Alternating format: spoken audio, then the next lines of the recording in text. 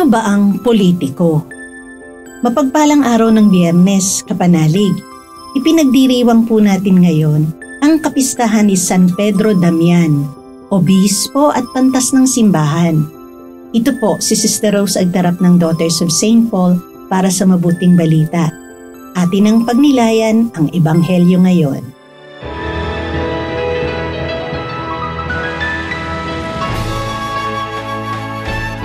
Tinawag ni Jesus ang makapal na tao, pati ang kanyang mga alagad, at winika sa kanila.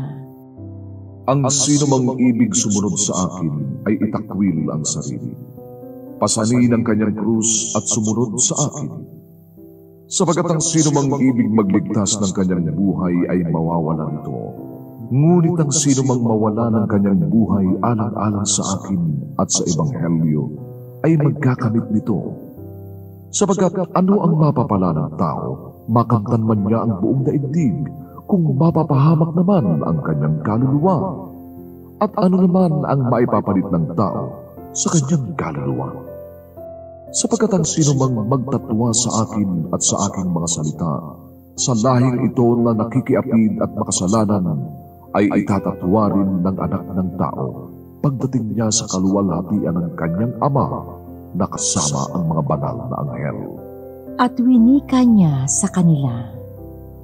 Tunay na sinasabi ko sa inyo, na may ilan sa mga nakatayo rito na di magdaranas ng kamatayan, hanggang di nakikita ang pagdating ng kaharian ng Diyos na puspos ng kapangyarihan.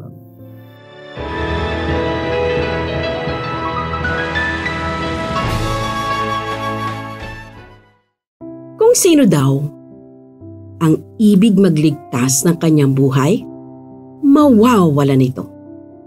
Sino man ang ibig magligtas ng buhay, alang-alang sa akin at sa Ebanghelyo, ay magkakamit nito. Balikan natin ang mga sitwasyon na pinasukan natin at suriin natin ang naging bunga. Ilang beses mo nang pinrotektahan ang sarili mo. Pero sa huli, ikaw ang napahamak. Gaano kadalas mo nang itinaas ang sarili mo? Pero, ang kinalabasan? Ikaw ang bumagsak. Kasi, baka hindi natin nababantayan ang intensyon natin. Baka naman, puro para sa personal na katanyagan o para sumagana ang pamilya. Teka, hindi ba sinabi ng ating Jesus Maestro, kung sino man ang magligtas ng buhay? Ibig sabihin, hindi ang pansariling buhay kundi ang ililigtas natin ay ang iba. Tulad ng buhay ng kababayan natin, pagpapaunlad ng ating kalikasan, pagtataguyod ng ating lahi at kultura. Isa pa. Di ba sinabi ng ating Panginoon na magligtas alang-alang sa akin at sa Ebanghelyo? Ang motibasyon natin ay ang pagmamahal sa Diyos at sa Kanyang mapanligtas na salita. Kapanalig, papalapit na tayo sa eleksyon. Alam na natin ngayon kung sino-sino ang mga naghahangad sa public office. Tandaan natin, ang sagisag ng ating bansa. Ang kulay asul ay sumasagisag sa pagkamakabayan at katarungan. Ang pula ay kagitingan at katapangan. Ang puti, kapayapaan at kadalisayan. At araw ay kalayaan, at ang tatlong bituin ay ang Luzon, Visayas at Mindanao.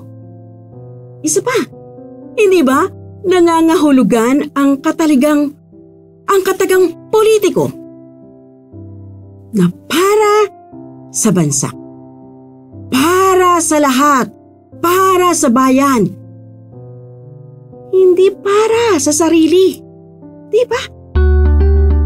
Mga kapanalig, maraming salamat po sa inyong suporta sa aming misyon. Subscribe, like, and follow po Lines sa aming social media accounts. Patuloy po kaming humihingi ng inyong tulong upang maipagpatuloy ang programang ito. Maaari po ninyong ipadala ang inyong love offerings at donasyon sa aming donations channels. Makakaasa po kayo na kasama lagi ang inyong mga intensyon at kahilingan sa aming panalangin araw-araw.